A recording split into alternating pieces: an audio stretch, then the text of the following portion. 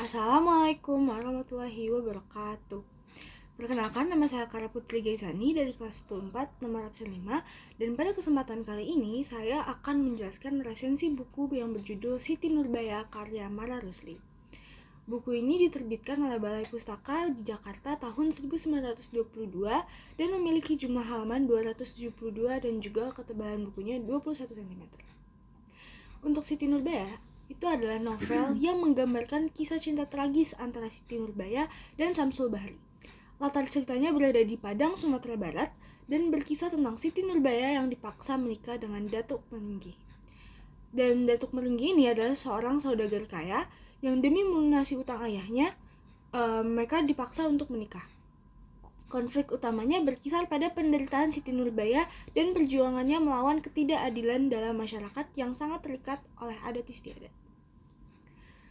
Untuk tema dari buku Siti Nurbaya ini adalah kritik sosial terhadap praktik kawin paksa dan ketidakadilan gender.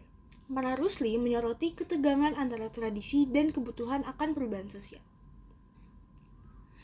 Di dalam buku Siti Nurbaya ini ada beberapa tokoh. Yang pertama, Siti Nurbaya yang merupakan tokoh utama yang digambarkan sebagai perempuan yang tegar dan tabah dalam menghadapi penderitaan akibat pernikahan paksa. Lalu yang kedua adalah Samsul Bahri, yaitu kekasih Siti Nurbaya yang berusaha melawan ketidakadilan tetapi akhirnya terpisah dari cintanya. Datuk Meringgi yang merupakan antagonis utama, seorang saudagar kaya yang licik dan tamak yang memanfaatkan kekuasaan dan kekayaannya untuk menindas orang lain. Lalu yang terakhir ada Baginda Sulaiman, yang merupakan ayah Siti Nurbaya yang terpaksa menjodohkan anaknya karena terlilit utang. Alur cerita dari Siti Nurbaya ini adalah alur maju yang mengisahkan perjalanan hidup Siti Nurbaya dari masa remajanya hingga akhir hayatnya. Alur dimulai dengan kehidupan Siti Nurbaya yang bahagia, kemudian berubah menjadi tragis ketika dia dipaksa menikah dengan Datuk Meringgi.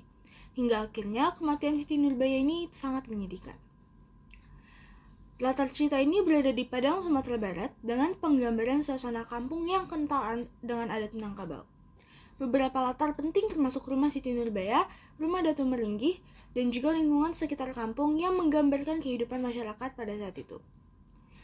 Lalu untuk sudut pandang novel ini menggunakan sudut pandang orang ketiga yaitu serba tahu, yang memungkinkan penulis untuk menguraikan perasaan dan pikiran setiap karakter secara mendalam.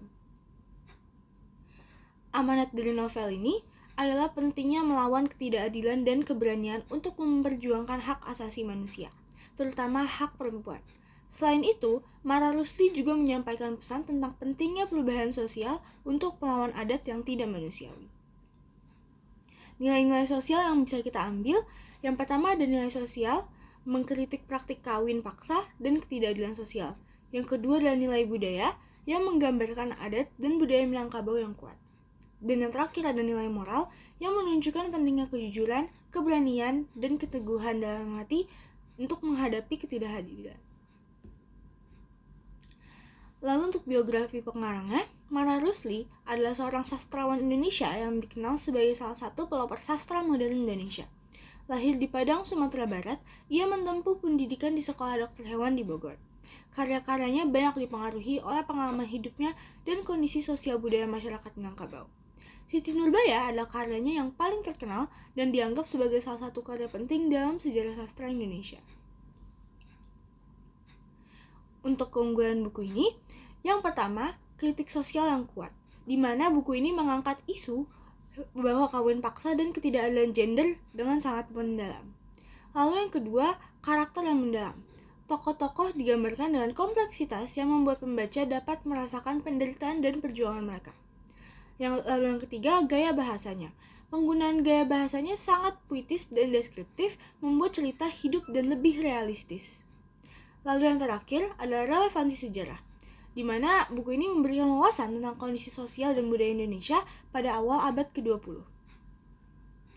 Lalu untuk kekurangan buku ini, yang pertama, alur ceritanya sangat melankolis, di mana cerita yang sangat tragis ini mungkin terasa terlalu berat bagi sebagian pembaca. Lalu yang kedua, penggunaan bahasa yang kuno. Bahasa yang digunakan mencerminkan gaya penulisan di awal abad ke-20, yang mungkin sulit dipahami oleh pembaca modern zaman sekarang. Siti Nurbaya adalah novel klasik yang tidak hanya menawarkan kisah yang menyentuh hati, tetapi juga memberikan kritik sosial yang relevan dan penting bagi masyarakat. Membaca novel ini dapat memperkaya pemahaman kita tentang sejarah dan juga budaya Indonesia, serta nilai-nilai kemanusiaan yang universal. Sekian pembahasan teks resensi dari saya, kurang lebihnya mohon maaf. Wassalamualaikum warahmatullahi wabarakatuh.